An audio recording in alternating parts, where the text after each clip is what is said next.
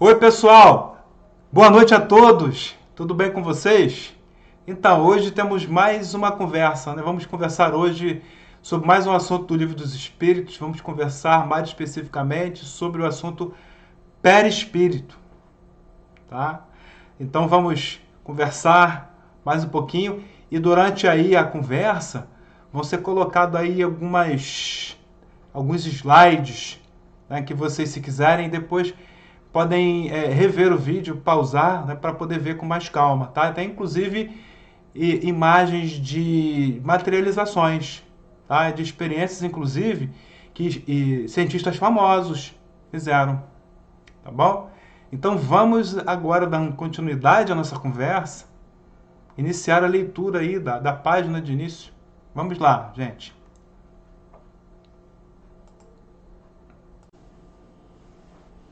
Então, vamos agora para a leitura do nosso texto inicial, nosso texto de abertura na noite de hoje.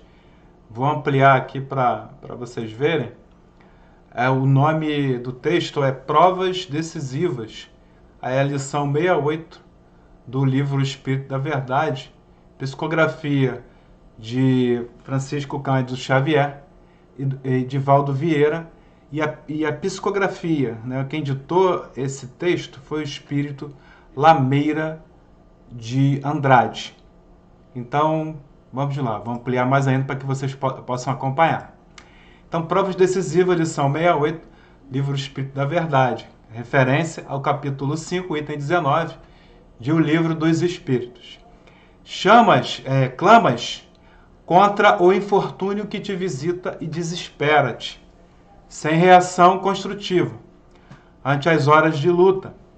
Falaram-te do Senhor e dos aprendizes abnegados que o seguiram. Nas horas primeiras, na senda marginada de prantos e sacrifícios. Queres, porém, comungar-lhe a paz e viver em menor esforço. Todavia, quase todos os grandes vultos da humanidade, em todas as épocas e em todos os povos, passaram pelo tempo das provas decisivas. Se não, observemos. Cervantes ficou paralítico da mão esquerda e esteve preso sob a acusação de insolvente. Mas sobrepairou acima da injúria e legou um tesouro à literatura da terra. Bernard Palissy experimentou tamanha pobreza que chegou, em certo momento, a queimar a mobília da própria casa, a fim de conseguir suficiente calor nos fornos em que fazia experiências. Contudo, atingiu a perfeição que desejava em sua obra de ceramista. Shakespeare sentiu-se em tão grande penúria que se achou um dia a incendiar um teatro, tomado de desespero. Entretanto, superou a crise e deixou no mundo obras-primas inesquecíveis.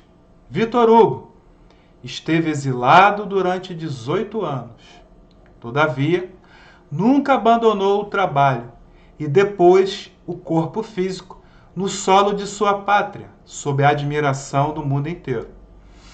Faraday, na mocidade, foi compelido a servir na condição de ajudante de ferreiro, de modo a custear os próprios estudos. No entanto, converteu-se num dos físicos mais respeitados por todas as nações. Hertz enfrentou imensa falta de recursos e foi vendedor de revistas para sustentar-se. Entretanto, venceu as dificuldades e tornou-se um dos maiores cientistas mundiais. De igual modo, entre os espíritas, as condições de existência terrestres não têm sido outras. Na França, Allan Kardec sofreu, por mais de uma década, insultuoso sarcasmo da maioria dos contemporâneos. Contudo, jamais desanimou. Entregou à posteridade o luminoso patrimônio da codificação. Na Espanha, Amália Domingo Soler, ainda em plenitude das forças físicas, tolerou o suplício da fome, na flagelação da cegueira. Todavia, nunca duvidou da providência divina. consagrando ao pensamento espírita a riqueza de suas páginas imortais. No Brasil, Bezerra de Menezes, abdicando das fulgurações da política humana e, não obstante a posição de médico ilustre, partiu da terra em extrema necessidade material, o que não impediu a sua elevação ao título de apóstolo. Em razão disso, não te deixes vencer pelos obstáculos. A resignação humilde, a misturar lágrimas e sorrisos, anseios e ideais, consolações e esperanças, constrói sobre a criatura invisível auréola de glória que se exterioriza em ondas de simpatia e felicidade. Quando o carro de tua vida estiver transitando pelo vale da aflição, recorda a paciência e continua trabalhando, confiando e servindo com Jesus. Ditado pelo Espírito Lameira de Andrade. Bom, então agora vamos para a nossa prece de início do estudo da noite de hoje. Agora vamos fechar os nossos olhos, limpar as nossas mentes para iniciar a nossa prece.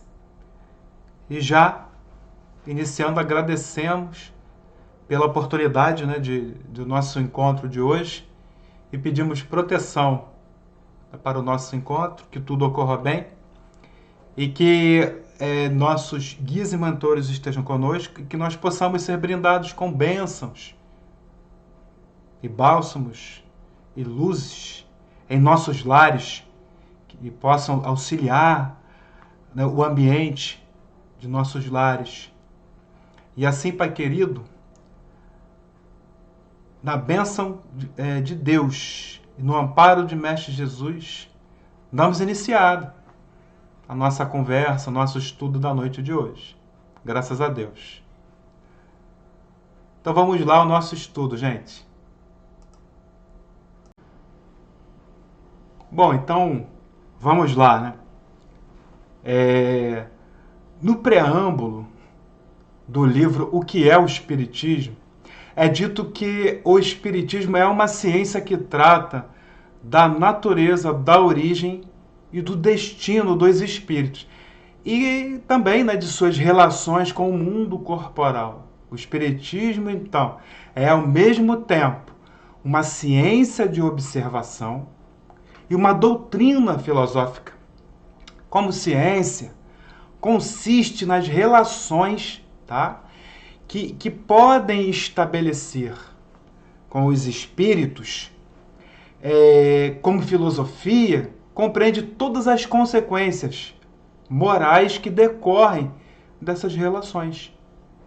Então, ao longo dos últimos séculos, vários cientistas vêm se debruçando antes e depois do professor Rivail, o nosso querido Allan Kardec, sobre respostas científicas e a comprovação dos fenômenos espirituais. É óbvio que ele já tinha comprovado, Allan Kardec, que são fenômenos da natureza. Bom, o fato é que tais fenômenos são relatados tanto nos textos bíblicos como também em tradições de diversas outras culturas ao longo da nossa história.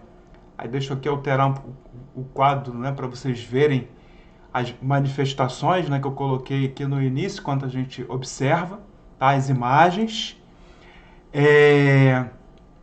Bom, então, gente, nós temos aí, debruçando cientistas sobre essas respostas científicas e comprovação dos fenômenos espirituais. O fato é que tais fenômenos eles são relatados, como eu falei, no texto bíblico, como também em tradições de diversas outras culturas, ao longo aí de toda a história da humanidade.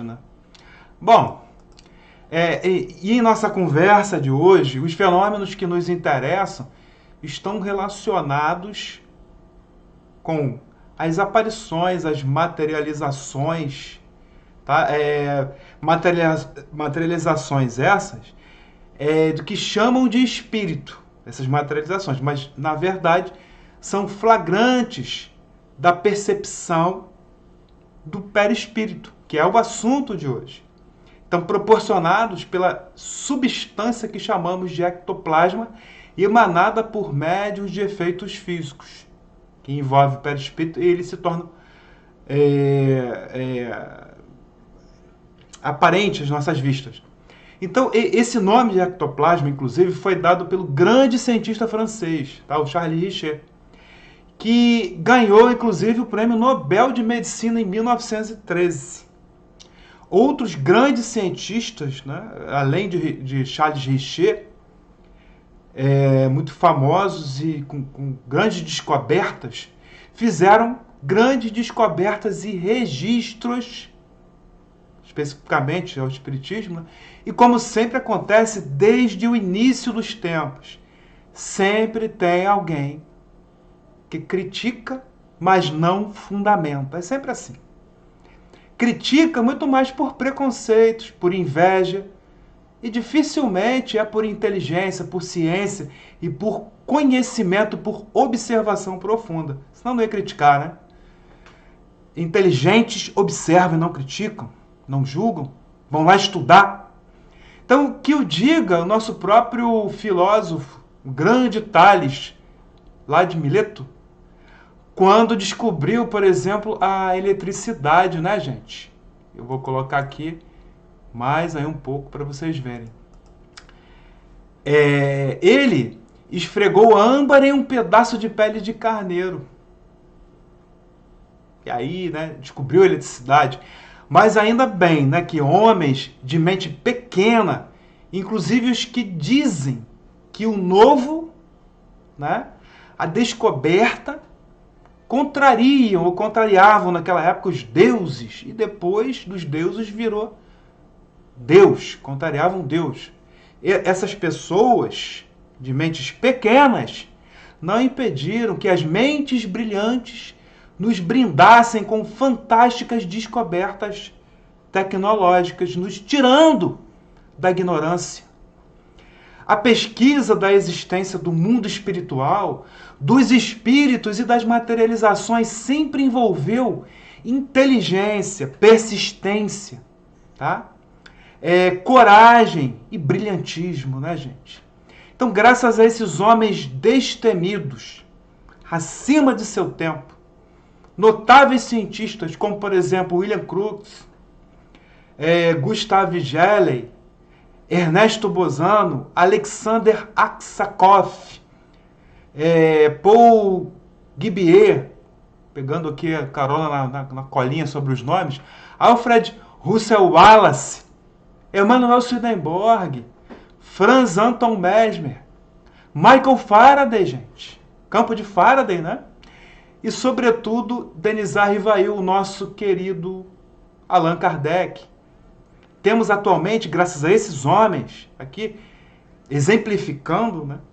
Então, temos atualmente material que possibilitou a continuidade da ciência espírita, né? Da descoberta, desenvolvimento e evolução desses descobrimentos aí.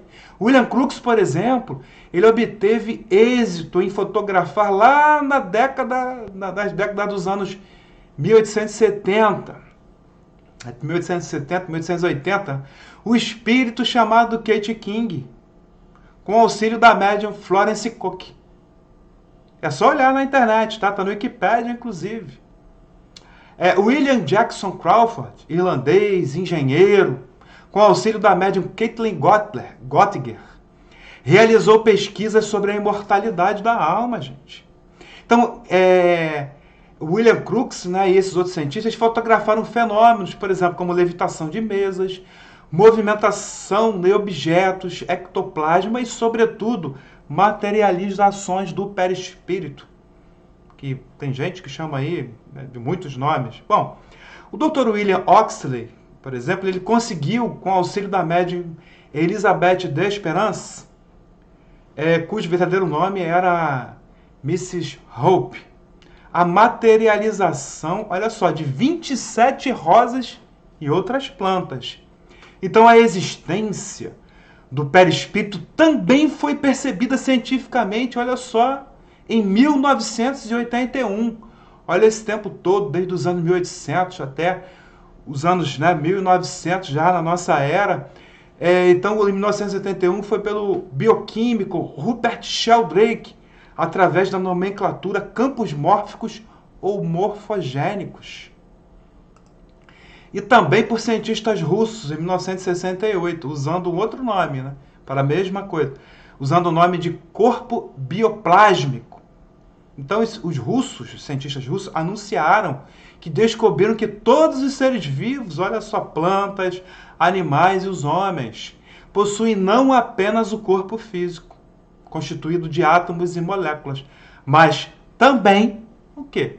Um corpo energético, e que deram o nome de corpo de plasma biológico.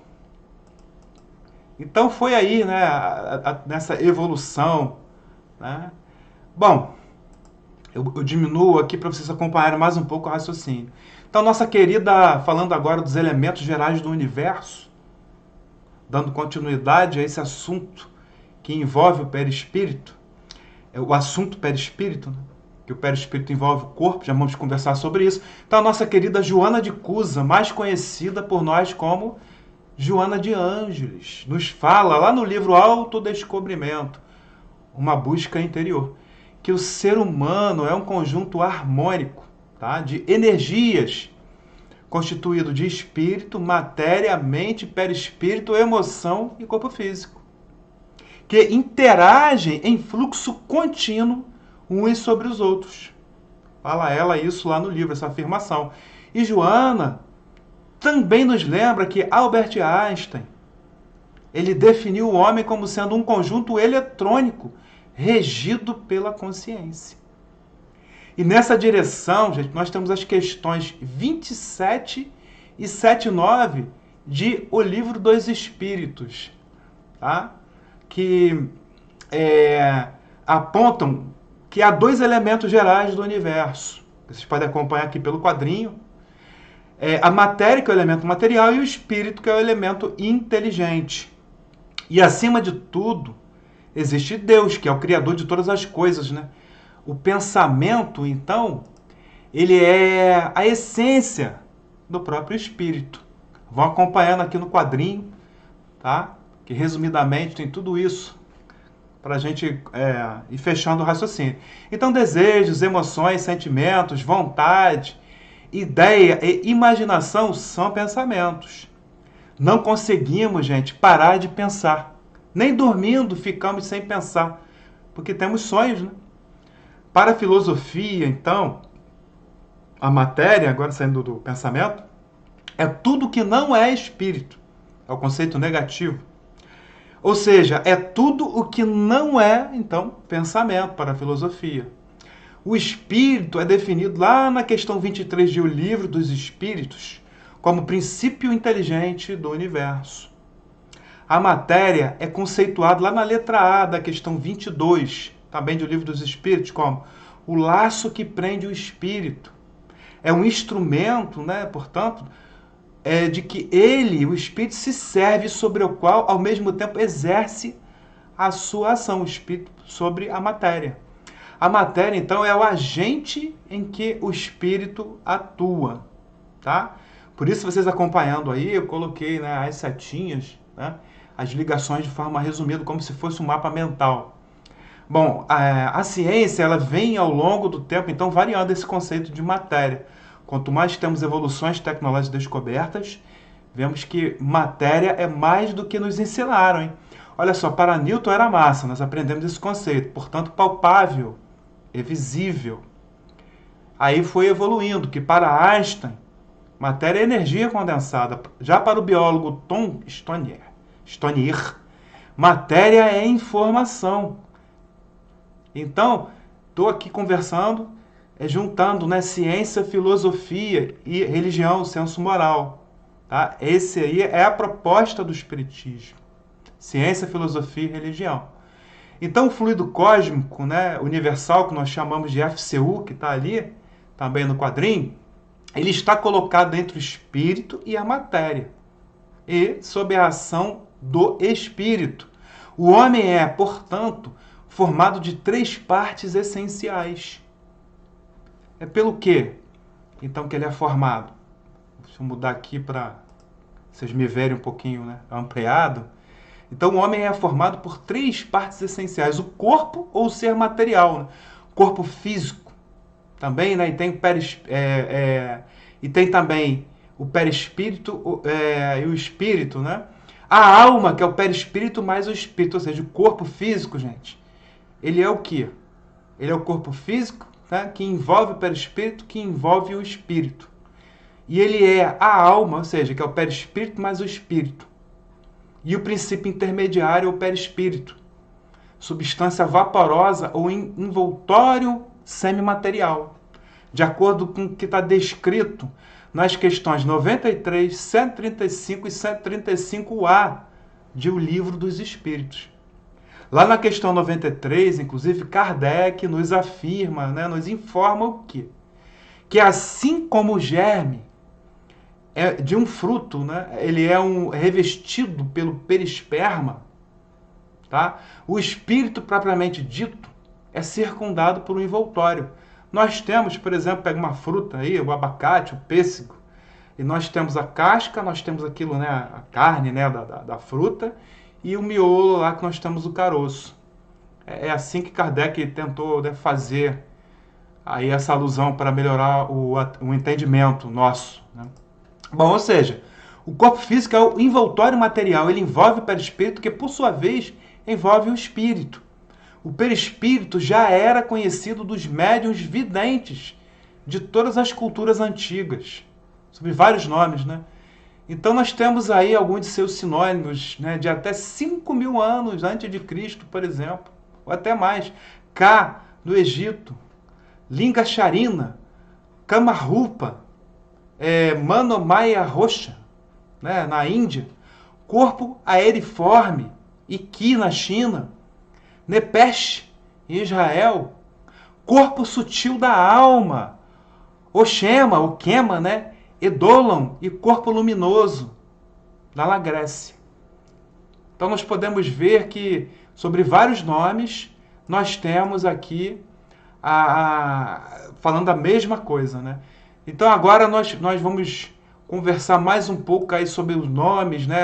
A origem e o conceito do perispírito. Então o perispírito, ele é o envoltório semimaterial. Deixa eu aqui ampliar para vocês. Ele é um envoltório, então, semimaterial, também chamado de vários outros nomes, como já falamos, né? Vamos acrescentar mais alguns. Temos aqui carne sutil da alma, para Pitágoras, o filósofo Pitágoras. Olha, corpo astral ou vestrum, para Paracelso. Astro iedi, né, para os neoplatônicos. Corpo aéreo, ou então ígneo, para Plotino. Veículo da alma, para Proclus. Corpo fluídico, para Leibniz. Então vemos que tem mais nomes ainda. Bom, então nele se encontra, né, no perispírito, todos os órgãos e estruturas biológicas necessários à vida no plano físico. Daí ser considerado, né, o perispírito modelador do corpo físico. Então quando as pessoas dizem que viram o espírito, tá, agora nós já sabemos, na verdade eles viram um perispírito. E lá na questão 93 do Livro dos Espíritos, voltando ao Livro dos Espíritos, temos que os Espíritos nos informam que a substância do perispírito, que é composta, ainda é bastante grosseira, tá? Porém, é vaporosa o suficiente para flutuar. Quer dizer, se nós achamos o corpo físico já grosseiro, imagina, né, os Espíritos falaram que o perispírito é grosseiro. O que seria o corpo físico, então? Mais denso ainda. E de acordo com a resposta dos Espíritos na questão 141 de O Livro dos Espíritos, a alma não se acha encerrada no corpo, qual pássaro, por exemplo, numa gaiola. A alma tem 2 invólucros, um sutil e leve, né?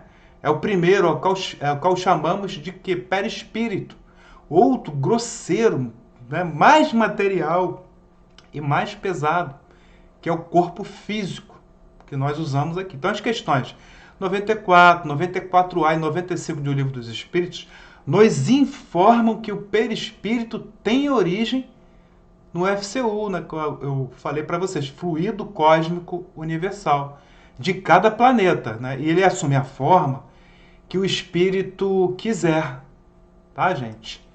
Então, inclusive nos nossos sonhos, que na verdade são lembranças, né, na maioria, lembranças distorcidas daquilo que o nosso espírito, das andanças do nosso espírito, enquanto dormimos, enquanto o nosso corpo físico está dormindo.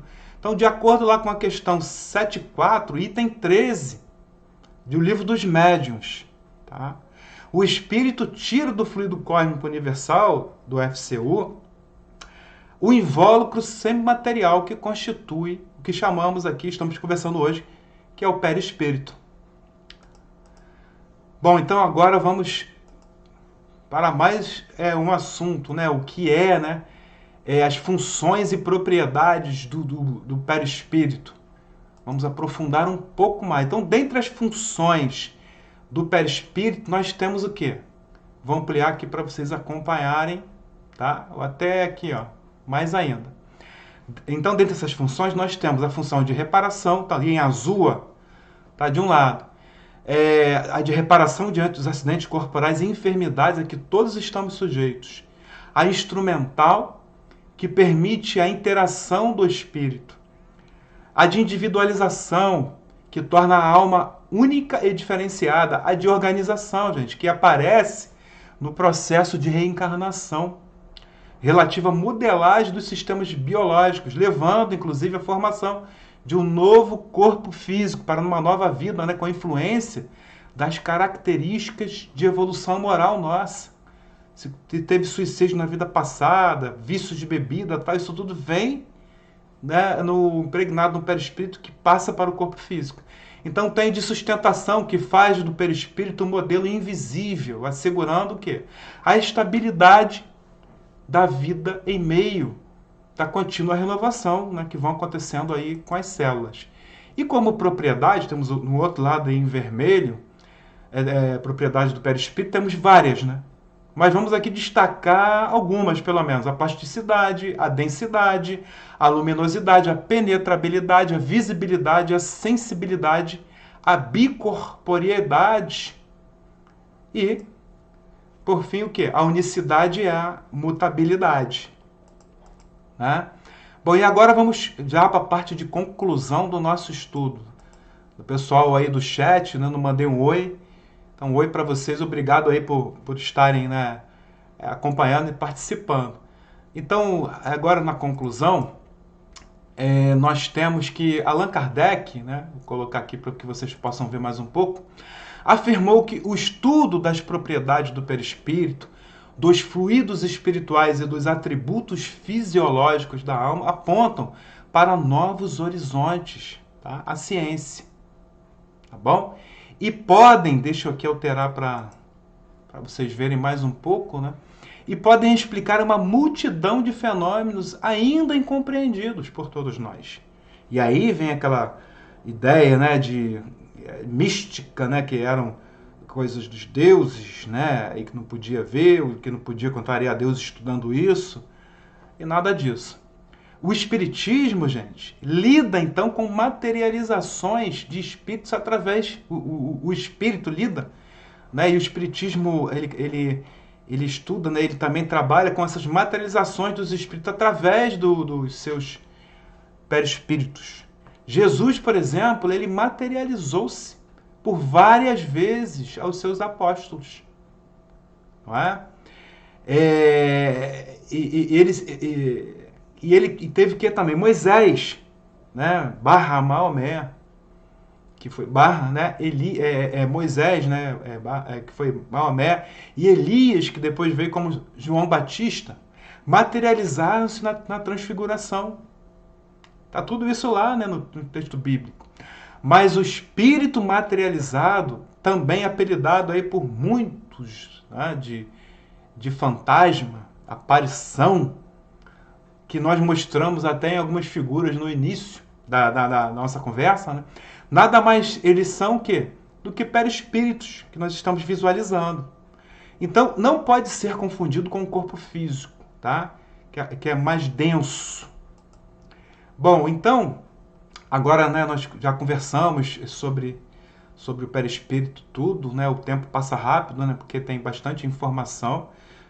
Espero ter contribuído aí para a nossa conversa, mas vamos agora à nossa prece, tá? De finalização do estudo de hoje.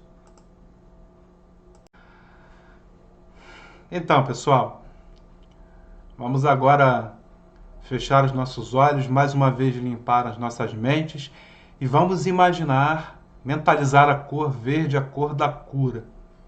E Jesus nos abraçando, tá? Então, com essa cor verde, no abraço de Mestre Jesus, agradecemos pelo encontro de hoje, por tudo ter ocorrido muito bem. Nós pedimos inicialmente pela saúde, né, física de todos nós, e saúde mental e saúde espiritual também. Nesse momento que nós atravessamos de pandemia, nós pedimos amparo à espiritualidade amiga, pedimos socorro à Mãe Santíssima, pedimos socorro a toda esse grande número de espíritos amigos que nós temos nos auxiliando. E agora pedimos também por todos aqueles que enfrentam qualquer tipo de necessidade, incluindo também a questão aí, né, do vírus, né, do coronavírus, que as pessoas tenham realmente responsabilidade e que aqueles que perderam seus entes queridos que possam receber um amparo especial para suportar, né, esse momento de afastamento temporário, essa saudade. E os espíritos que irromperam o plano físico e foram para o plano espiritual, que sejam amparados, protegidos, iluminados. E nós que estamos aqui, todos nós, que possamos cada vez mais entender que esse momento de dificuldade serve para o despertamento, tanto individual como coletivo. E assim, Pai querido, nessa energia verde de cura, né, nessa frequência boa, que possamos mantê-la dentro de nós e no ambiente que nós frequentamos, essa frequência, essa vibração boa durante todos os momentos da nossa vida. Te agradecemos, Pai querido, por mais este encontro, mais esta oportunidade. E encerrando também com um abraço de Mestre Jesus, inundados nesta cor verde. Damos graças a Deus. Que assim seja. Pessoal, muito obrigado pela atenção mais essa vez, tá? Agradeço. Tchau, pessoal. Até mais.